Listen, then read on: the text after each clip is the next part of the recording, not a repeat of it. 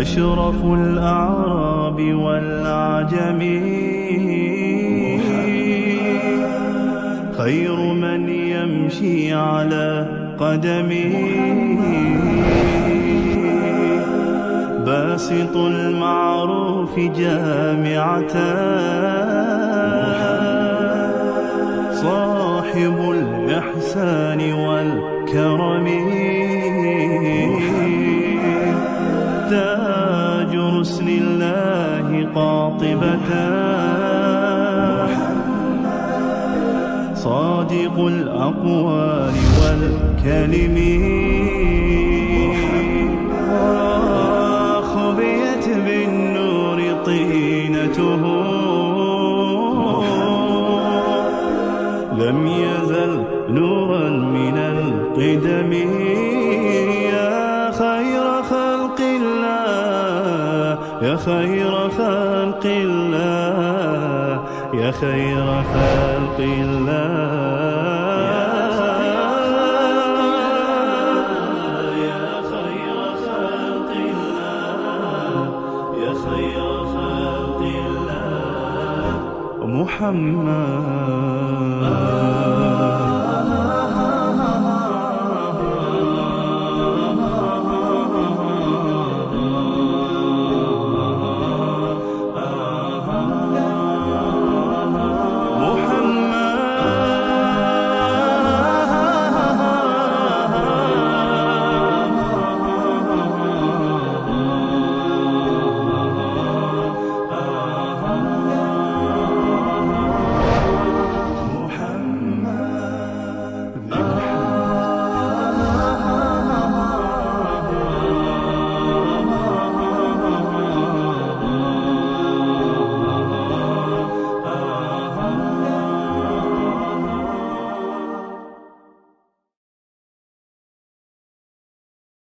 ربنا وابعث فيهم رسولا منهم يتلو عليهم آياتك ويعلمهم الكتاب والحكمة ويزكيهم إنك أنت العزيز الحكيم.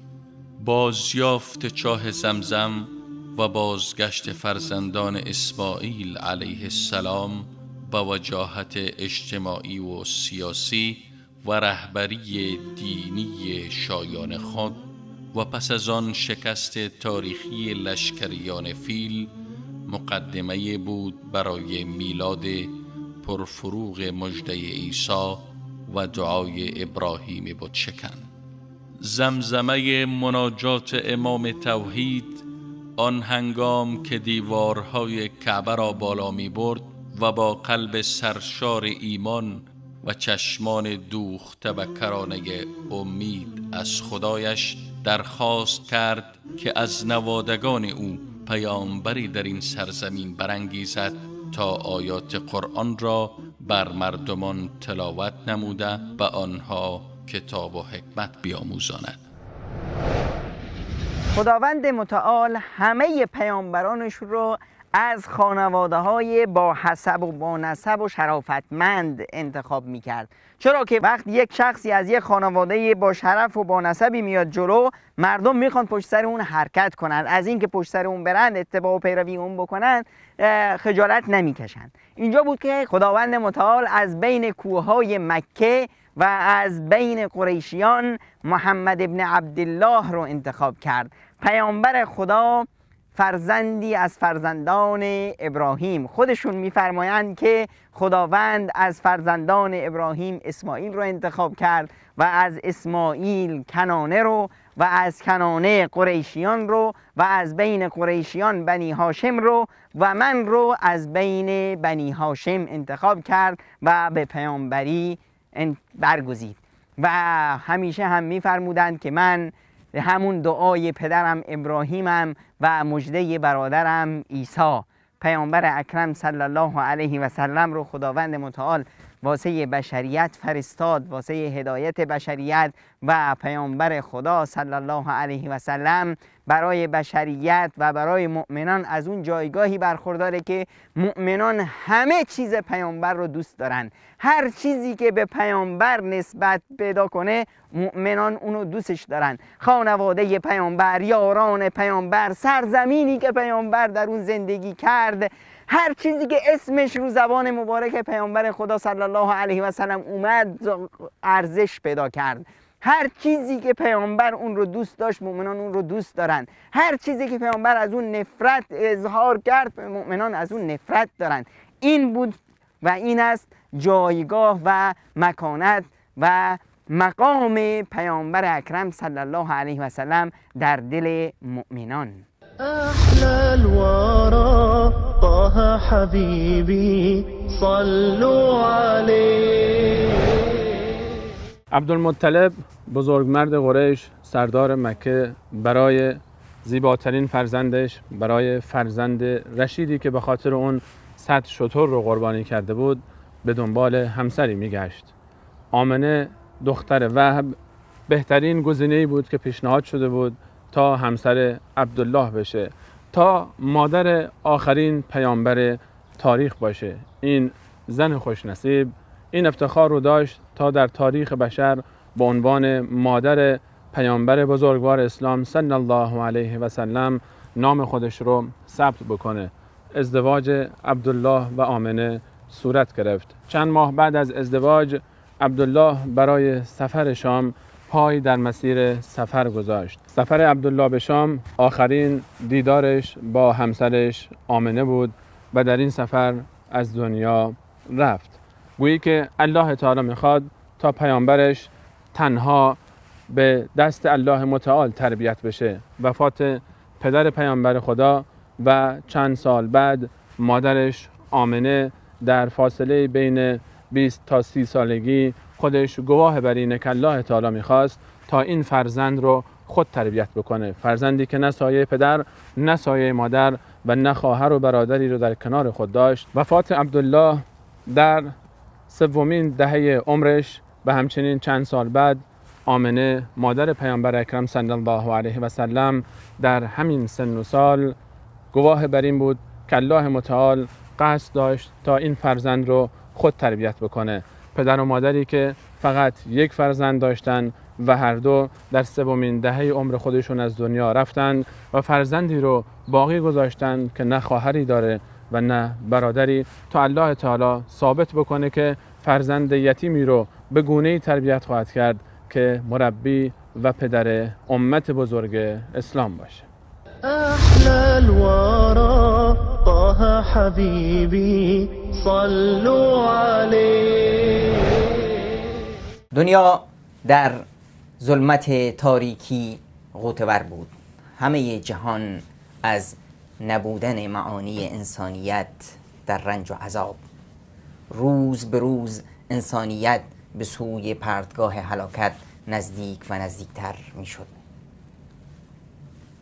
درست 50 روز پس از حادثه فیل، در روز دوشنبه 9 ربیع الاول، در چند قدمی خانه خدا، در آنجا، در آن ساختمانی که الان شما شاهد آن هستید، در شعب بنی هاشم، خانه ابوطالب، منجی بشریت، هدایت و رستگاری انسانیت، مردی که آفتاب نبوت از چهره مبارکشان تابیدن گرفت، محمد فرزند عبدالله نوه عبدالمطلب چشم به جهان گشود. محمد آمد تا دست بشریت را گرفته از جهنم سوزان رهایی داده به سوی بهشت و رضایت و خوشنودی پروردگار و سعادت راه یاب شود. محمد آمد تا به انسانیت یاد دهد چگونه باید زیست. از جابر ابن عبدالله پرسیدند که برای ما پیامبرمان را، عزیزمان را، آقا و سرورمان را وصف کن. جابر مانده بود که این خورشید تابان را چگونه وصف کند. گفت که وقتی که پیامبر از دور می آمد احساس می کردی که خورشید دارد طلوع می کند. آری، در بامداد در هنگام طلوع خورشید فلک، خورشید نبوت طلوع کرد. أحلى الورى طه حبيبي صلوا عليه. یکی از آداب و رسوم عرب‌های شهرنشین آن روز این بود که نوزادان خود را در مدت شیرخوارگی و بادیه‌نشینان می سپردند تا از فضای آلوده و بیماری‌های شهری دور مانده در صحرا و در آغوش طبیعت زیبا و پاک بزرگ شوند. اهل مکه و طور عموم فرزندان خود را به بادیه‌نشینان بنی سعد که به آنها اطمینان کامل داشتند می سپردند تا 2 سال اول زندگی را در آغوش پرمحبت زنان مهربان این قبیله و بر روی سینه گشاد طبیعت بکر سپری کنند.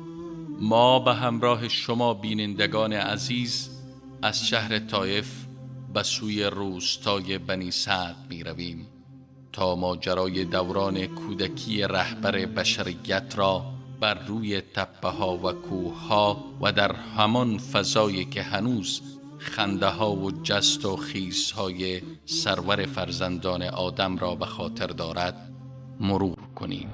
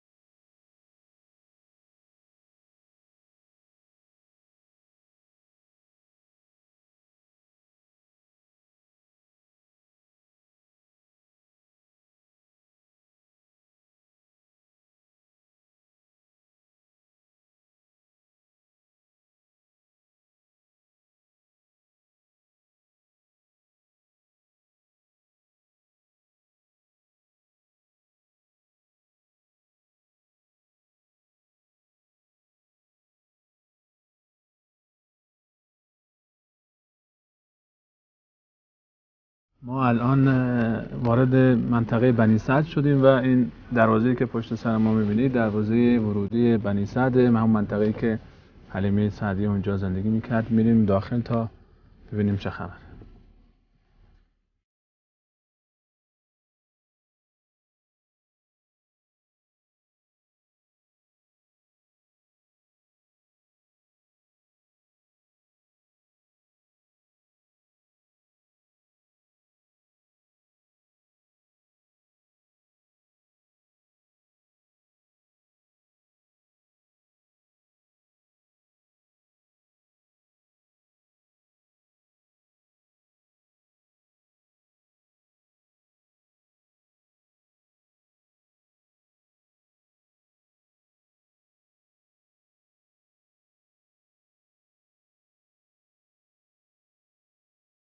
اینجا روستای بنی سعد است.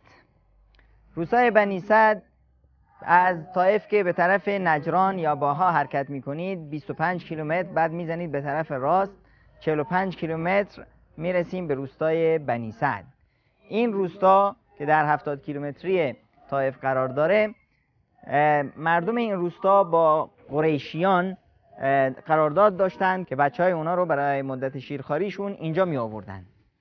قریشیان این عادت رو داشتند، اهل شهرهای اون زمان این عادت رو داشتند که بچه هاشون رو در دوران کودکی میفرستادن به صحراها و به بادیه نشینان و مناطق دوردست از روستاها تا در اونجا پرورش پیدا کنن که جو سالمی بود و از بیماری های شهر دور باشن، لغت و زبان رو به بهترین وجه از بادیه نشینان عربی درست و فصیح رو یاد بگیرن و بعد نظرشون زیاد باشه. وقتی که تو روستا، تو صحرا، تو کوه بچه رشد پیدا میکنه، از نظر جسمانی قوی میشه، از نظر دید و عقلانیت و رشد و هوشش هم، ذکاوتش هم رشد میکنه. روستاییان بنی سعد با قریشیان قرارداد داشتند که بچهای اونا رو میگرفتن. در سالی که پیامبر اکرم صلی الله علیه و سلم به دنیا اومدن، این منطقه خشکسالی بسیار شدیدی بود و روستاییان این منطقه هم خانم ها از اینجا حرکت کردند، رفتن به طرف مکه تا از اونجا نوزادایی که تازه به دنیا اومدن اونا رو بگیرن و بیارن اینجا پرورش بدن. عادت بر این بود که هر خانواده‌ای نوزادشون رو، بچه‌شون رو میداد به خانومی و در مقابل یه مبلغی، بعد از اون پدر اون بچه بیشتر هدایا و چیزایی میفرستاد برای خانواده‌ای که بچه سرپرستی بچه‌ش رو به عهده گرفتن تا اون بچه پیششون عزیز باشه و بیشتر بهش برسن و بهش لطف بیشتری داشته باشن. بچه مدت 2 سال پیش اون خانواده میموند و بعد از اینکه مدت شیرخوارگی تموم میشد اونو برمیگردون به پیش پدر و مادرش. این بنی سعدی‌ها اومدند رفتن به مکه. این بنی سعدی‌ها از اینجا حرکت کردند و رفتن به مکه. خانم‌های بنی سعد شروع کردن در مکه در بین قریش و بچه‌هایی که تازه به دنیا اومده بود و میگرفتن. حلیمه سعدیه هم یکی از همین خانواده‌هایی بود که در اینجا زندگی میکرد و وضع اقتصادی و خانوادگیش بسیار خراب بود. از اینجا که حرکت کردن یک الاغ مایل به سفید ضعیفی داشتن و همراهشون یه شتر ماده‌ای هم بود که شیرش خشک شده بود و ایشون با بچه نوزادی که داشتن با همسرش حارس رفتن به مکه مکرمه. در اونجا سعی کردن این طرف اون طرف گشتن فرزندی پیدا کنند. به خانه عبدالمطلب همسری زدن و در اونجا بهشون گفتن این بچه‌ای هست و اما پدر نداره. تا که این خانم ها میشنیدن، این دایه ها وقتی میشنیدن که این بچه پسر نداره، خلاص اونا قبولش نمیکردن، چون میدونستن که پدر که نباشه خب مادر و پدر بزرگ شاید به اونا اینقدر نرسند و هدایای خوبی برای اونا نفرستن. بیشتر اونا سعی میکردن بچه‌ای رو بگیرن که پدری داشته باشه، وضع اقتصادی پدر هم خوب باشه. حلیمه هم گشت در داخل مکه و متاسفانه کسی گیرش نیومد و اومد ناراحت غمگین که پیش شوهرش بعد از ظهر اون روز گفت که همه همراهای من بچه پیدا کردن مگر من، و من هم روم نمیشه که من بدون اینکه کسی رو با خودم بگیرم برگردم بیام به این منطقه خودشون که بنی سعد بود. شوهرش گفت خب باز حل چیه؟ گفت اگر اجازه بدی من برم همون پسر یتیمه رو بگیرم، از هیچی که بهتر. شوهرش گفت خب اشکالی نداره برو بگیر. بعد از اون حلیمه رفت و پیش عبدالمطلب و گفت که باشه من یتیم شما رو میگیرم و پرورش میکنم و اتفاق شد بر مبلغ معینی و ایشون پیامبر اکرم صلی الله علیه وسلم رو گرفتن و آوردن پیش جایی که به اصطلاح اتراق کرده بودن. در اونجا خب خودش هم ضعیف بود و شیر آنچنانی نداشت. وقتی که پستانشون رو گذاشتن تو دهن پیامبر اکرم صلی الله علیه و سلم، یکو متوجه شدن که پستانشون پر از شیره و بچه شیر خورد و سیر شد. خواستن پستان دیگر رو بهشون بدن که بچه نخورد. اون پستان از همون کودکی پیامبر خدا صلی الله علیه و سلم این صفاتی که خداوند در اون گذاشته بود که مراعات میکرد که اون پستان دیگه بمونه برای پسر خود حلیمه. بعد حارس هم رفت که شتر رو نگاه کنه، دید که شتره هم پستاناش پر شیر شده. شتر رو هم دوشیدند و اون شب خوب سیر خوردند و راحت خوابیدند. روز بعدش هم حرکت کردند به سوی همین منطقه، از طرف مکه به سوی این منطقه که همه منطقه‌ای که همونطور که مشاهده می‌فرمایید منطقه کوهستانی و بسیار سختی هست. کوها و سنگایی که ملاحظه می‌فرمایید بسیار منطقه سختی هست. به هر حال از اونجا که می اومدن الاغ حلیمه هم جون گرفته بود و از همه اون کاروان جلو میزد. در رفتن اینا همیشه عقب بودند و الاغ هم پاش تو همین سنگا خون افتاده بود و بعد اونا همراهاش میگفتن حلیمه زودتر، میگفت چیکار کنم این بیچاره که کشش نداره نمیتونه خودشو بکشه. در برگشتی میدیدن که از همه جلو زده بعد گفتن حلیمه این همون الاغیه که باش اومدی؟ گفت بله. گفت چی شده؟ گفت والله من خودم هم نمیدونم. اما حارس بهش میگفت که حلیمه ببین ظاهرا ما یک بچه با برکتی رو گرفتیم. این بود که خداوند متعال در زندگی اونها برکت نهاد تا اونها احساس عشق و علاقه بیشتر برای به پیامبر اکرم صلی الله علیه و سلم داشته باشند و بهتر ایشونو پرورش بدن و مواظبشون باشند. اومدن محمد خردسال به خیمه حلیمه در این منطقه همانو برکت در خانه حلیمه همان.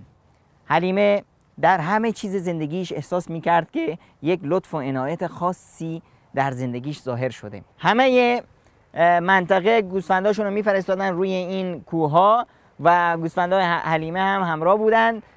گوسفندای بنی سعد می اومدن شکم خالی و پستون خالی و گوسفندای حلیمه برعکس اونها با شکم پر و شیر فراوون. حتی مردم منطقه چوپوناشون رو دعوا میکردن، میگفتن ببرید چوپونا گوسفندا رو ببرید همون جایی که چوپون حلیمه گوسفندای خودش رو میبره.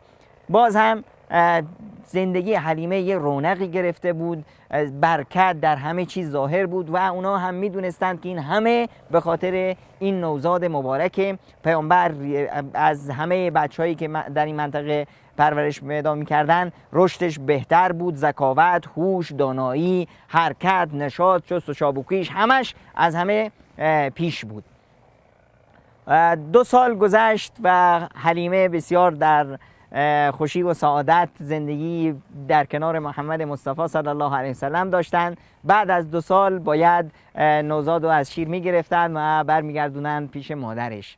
حلیمه با شوهرش نشسته بود غمگین و افسرده، چیکار کنیم، چطور برش گردونیم، حالا بریم هر طوری شده مادرش رو قانع کنیم که باز به ما بده که برش گردونیم. به این نیت از اینجا حرکت کردند و رفتند به مکه و رفتند پیش آمنه و گفتند که ما هیچ بچه ای رو به برکت و صلابت و خوبی بچه شما ندیدیم، بچه مبارکی است، اما ما احساس میکنیم که تو وضع مکه خوب نیست، بیماری ها هست، وبا هست، خودت هم صحتت اینقدر خوب نیست، اگه اجازه بدید ما باری دیگه محمد رو با خودمون ببریم. اینقدر اصرار کردند که آمنه قانع شد و محمد رو باری دیگه با اونها فرستاد. باری دیگه حلیمه و شوهرش اومدن اینجا خوشحال و خندان که باز دونستن این برکت رو بیارن به خانه خودشون. خانه حلیمه خانه شادی بود، خوشی بود، برکت بود، زندگی بود، تا اینکه یک روز یک اتفاق بسیار عجیبی افتاد. حدود 3 یا 4 ماه بعد از بازگشت دوباره زیباترین طفل عالم محمد مصطفی صلی الله علیه و سلم به دامان حلیمه در منطقه بنی سعد، روزی برادران رضایی رسول صلی الله علیه و سلم فرزندان حلیمه دوان دوان به خانه آمدند و پریشان و نگران به مادر گفتند که برادر قریشی ما رو 2 نفر سفیدپوش گرفتند و او رو به زمین خواباندند و شکم او رو پاره کردند. این خبر حلیمه دلسوز و مهربان رو بسیار برآشفت و پریشان و نگران از محل سکونتش حرکت کرد و دوان دوان خودش رو به کنار یکی از این کوه‌ها رسوند که در اون زمان این اتفاق اونجا واقع شده بود. و وقتی که به رسول الله صلی الله علیه و سلم رسید، ایشون رو رنگ پریده و گریان دید و در آغوش گرفت و بوسید و پرسید که چه اتفاقی افتاد. رسول الله صلی الله علیه و سلم فرمودند 2 نفر آمدند و من رو به زمین خواباندند و سینه من رو شکافتند و چیزی از اون خارج کردند، دوباره سر جایش گذاشتند و دوباره دوختند و رفتند. در این منطقه جبرئیل امین علیه السلام نازل شد و رسول الله صلی الله علیه و سلم رو در ایام طفولیت و خردسالی گرفت، سینه مبارک رو شکافت، قلب رو خارج کرد و قسمتی از قلب رو جدا کرد و بیرون انداخت و فرمود این بهره شیطان از قلب شماست. یک جراحی معنوی بود برای بیرون کردن به اصطلاح اون چیزی که حظ شیطان است، اون چیزی که بهره شیطان است از قلب پیامبر اکرم صلی الله علیه وسلم. تقدیر خداوند بود، حکمت الهی بر این رفت که این جراحی معنوی به شکل یک مادی و محسوس باشه که مردم اون رو ببینند و خود پیامبر اکرم صلی الله علیه و سلم اون رو احساس کنه و این چیزای عجیبی که در زندگی پیامبر از الان شروع به رو دادن کرده بود، اینها باعث بشه که پیامبر آمادگی داشته باشه برای عصمت در زندگیش و برای رساندن، برای استقبال چیزهای عجیبتر از این، جبریل، وحی و استمرار دعوتی که بعد از اون شاهد اون بودیم. بعد از این جریان حلیمه و همسرش شدیداً پریشان و نگران شدن و مضطرب شدن از اینکه اتفاقی نیفتاده باشه برای رسول الله صلی الله علیه و سلم در اون سن سال و این فرزندی که پیش اونا امانت بود بعداً دچار مشکلات بیشتری نشه. به همین خاطر علیرغم اینکه بسیار دوست داشتن تا این فرزند پربرکت پیش اونها بمونه، سریعاً اون رو به مکه مکرمه به پیش آمنه بازگرداندن. حارس و همسرشون حلیمه محمد رو از اینجا گرفتند و برگشتند به مکه و خوش و شادان رفتند پیش آمنه، گفتند که ما بچه‌تون رو برگردونیم. آمنه هم تعجب کرد، همین 2-3-4 ماه پیش بود که شما اینقدر اصرار داشتید که محمد رو ببرید و قرار نبود که همین زودی برش گردونید، چی شده؟ گفتن نه هیچ خبری نیست، ما گفتیم که بیاریمش که خودت تنها نباشی فلان. آمنه احساس کرد که خبری هست، گفت به راستشو بگید چه اتفاقی افتاده. آمنه زیاد اصرار کرد، اونها هم مجبور شدن که حقیقت اون چی که رفته بود رو برای آمنه تعریف کنن. آمنه لبخندی زد و گفت چی ترسیدید که بلایی سر بچه من بیاد؟ نه، مطمئن باشید که بلایی سر فرزند من نخواهد اومد، چون که من خودم وقتی که حامل بودم برای این نوزاد، من خودم احساس می‌کردم که این یک برکتی است. من اصلا بزرگ چیزی رو بلند می‌کردم، حرکت می‌کردم، احساس نمی‌کردم که اصلا تو شکمم حملی دارم. و وقتی هم که ایشون متولد شدن، تولدشون مثل سایر بچه‌ها نبود و من احساس کردم، بارها هم در خواب دیدم که من یک نوزاد مبارکی رو در شکمم دارم و مطمئنم که هیچ گزندی به بچم نخواهد رسید و اون در پناه و در حفظ خدای یگانه خواهد بود. أحلى الورى طه حبيبي. رسول الله صلی الله علیه و سلم همچنان دوران خردسالی خودشون رو پشت سر میگذاشتن تا اینکه در سن 6 سالگی به همراه مادر بزرگوارشون و جدشون عبدالمطلب به یثرب اون زمانه و مدینه امروزی سفر کردند. عبدالمطلب از مدینه زن گرفته بود و در اونجا خویشاوندانی داشت و عروس خودش و نوه بزرگوارش رسول الله صلی الله علیه و سلم رو به همراه خودش به یثرب برد تا آب و هوایی عوض کرده باشند. در مسیر برگشت از یثرب رسول الله صلی الله علیه و سلم و مادرشون به این سرزمین قدم گذاشتند. ابوا یا ودان روستایی است از صوابع شهرستان رابغ که در 70 کیلومتری آن در شمال منطقه مکه مکرمه واقع است. این وادی از تقاطع دو وادی الفرح و القاحه به وجود آمده و به خاطر وجود چراگاه ها و مناطق سرسبز آن در طول تاریخ و تاکنون مسیر مناسبی برای حرکت کاروان ها و مسافران بوده است. مادر پیامبرمان پس از زیارت اقوام کودک خیش در یثرب هنگام بازگشت به سوی مکه مکرمه در این روستا چشم از جهان فرو بست. ابوا سرزمینی بود که یادآور خاطرات تلخ دوران کودکی رسول صلی الله علیه و سلم است.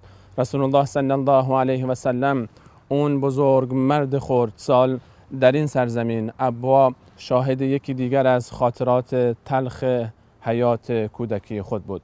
رسول الله صلی الله علیه و سلم باید در این سرزمین با مادر خودش وداع می‌کرد. تقدیر الله تعالی این گونه بود که در این سرزمین آمنه مریض بشه. ابوا در بین راه مکه و مدینه قرار داره، سرزمینی که ما الان در اون هستیم.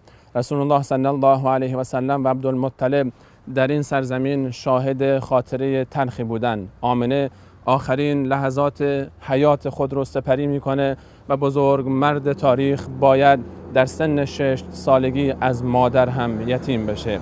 هنوز فراموش نکردیم که رسول الله صلی الله علیه و سلم وقتی از مادر متولد شد پدر رو هرگز ندید. امروز هم آخرین نگاه های فرزند به مادر دوخته است تا این فرزند در آینده عادت بکنه و تا در آینده درک بکنه کسانی رو که مادر ندارن، تا بهتر بفهمه شرایط کسانی رو که از پدر و مادر یتیمن.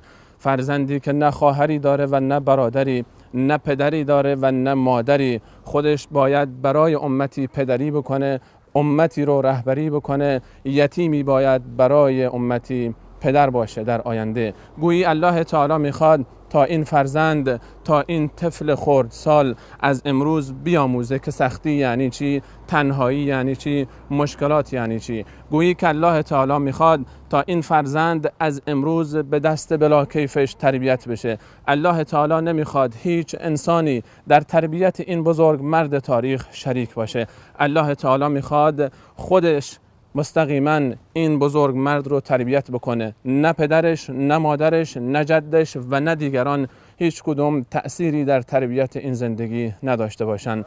رسول الله صلی الله علیه و سلم در این سرزمین ابا آخرین لحظات عمر مادر رو تماشا میکنه. رسول الله صلی الله علیه و سلم نظاره‌گر آخرین لحظات حیات آمنه است. آمنه فرزند خودش رو تنها میگذاره و میره. رسول الله صلی الله علیه و سلم میمانه و عبدالمطلب جد بزرگوارش، عبدالمطلب هم زیاد عمر نمیکنه. امروز 6مین سال عمر رسول الله صلی الله علیه و سلم.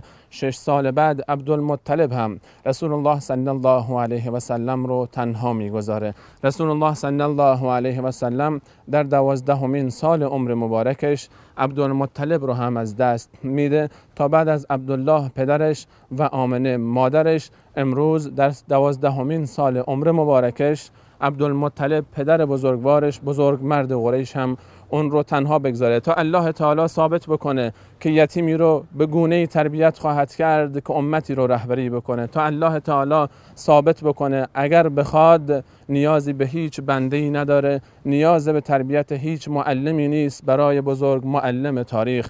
رسول الله صلی الله علیه و سلم 12 سال داشتن که عبدالمطلب هم از دنیا رفت و ابو طالب عموی رسول صلی الله علیه و سلم از طرف جد بزرگوارش عبدالمطلب دستور یافت تا رسول الله صلی الله علیه و سلم رو سرپرستی بکنه.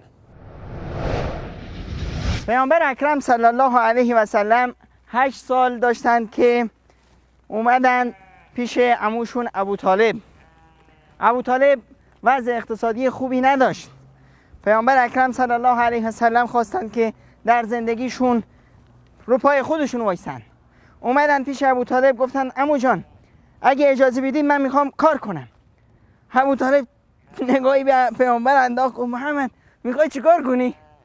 گفت هر کاری از دستم بر بیاد، میرم چوپونی. ابو طالب هم قبول کرد و پیامبر اکرم صلی الله علیه و سلم اومدن مجموعی از گوسفندا رو گرفتن از اهل مکه و در مقابل مبلغی از مال برخی از گوسفندای مکه رو میچروندن. بعدها هم میفرمودن که من گوسفند میچروندم. میگفتن که شما یا رسول الله چوپونی میکردین؟ میگفتن بله، هیچ پیامبری نیست مگر این که در زندگیش چوپونی کرده. حالا چرا چوپونی؟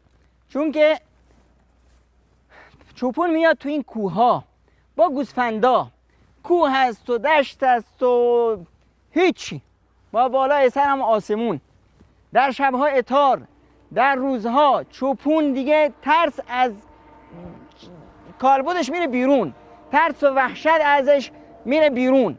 چوپون میشه شجاع، شجاعت، دلیری، مردونگی، سختی، تحمل سختی ها و مشقت ها رو چوپون یاد میگیره. گوسفندای زبون بسته ای که اینور اونور میدوند، چوپون مجبوره که هی سنگ بگیره و هی بزنه اینور که اینور نرو اونور نرو، مواظب گوسفندا باشه تا یه جا جمعشون کنه. چوپون در این حالت مدیریت یاد میگیره، چطور بتونه مردم رو جمع کنه و در عین حال که میره گوسفند مظلوم، ناتوون، کاری از دستش بر نمیاد، مریض میشه، میفته، دستش میشکنه، پاش میشکنه، بچه گوسفندیم، چوپون مجبوره کنه بگیره بغلش کنه که باش بسازه اگه در راه گوسفندی افتاد پاش شکست، گوسفندی زایید، چوپون مجبوره که اونو بغلش کنه برسونه به جایی و ازش به اصطلاح مواظبت کنه. چوپون فروتنی، تواضع یاد میگیره. نشسته گوسفندی میاد روش میشاشه، همه اینها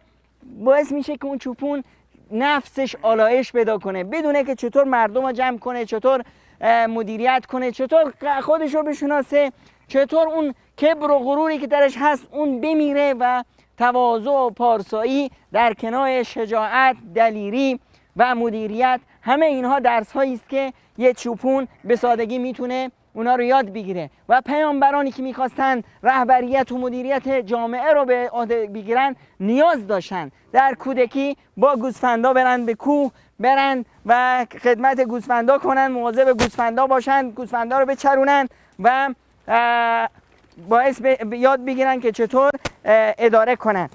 گوسفند کوچیکی مثلا این گوسفنده اگه یه جایی بیفته، پاش بشکنه، دستش بشکنه، چوپون مجبوره که اونو برداره بگیره تا شهر ببره. به این صورت گوسفندی که تازه زاییده، چوپون مجبوره اونو بغلش کنه و این باعث میشه که نفس چوپون آلایش پیدا کنه و تواضع و فروتنی رو یاد بگیره.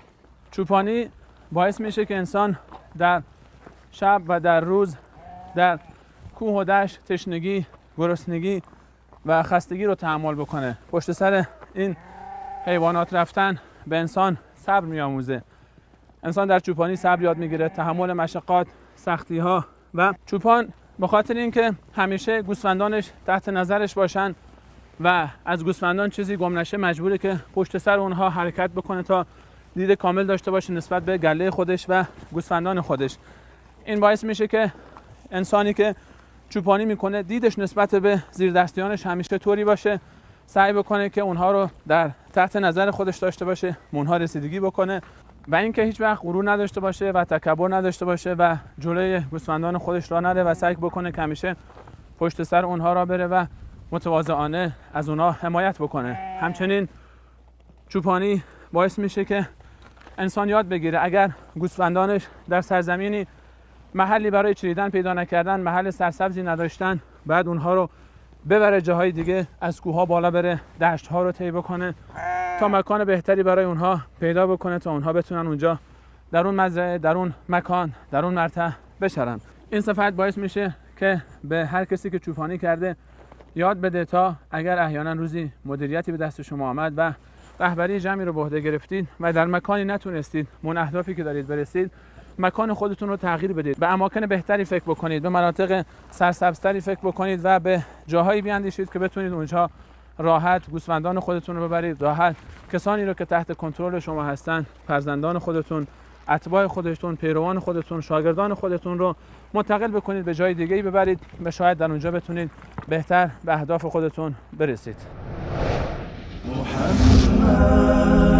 أشرف الأعراب والأعجم خير من يمشي على قدمه باسط المعروف جامعة صاحب الإحسان والكرم تاج رسل الله قاطبة صادق الأقوال والكلم خبيت بالنور طينته لم يزل نورا من القدم يا خير خلق الله يا خير خلق الله يا خير خلق الله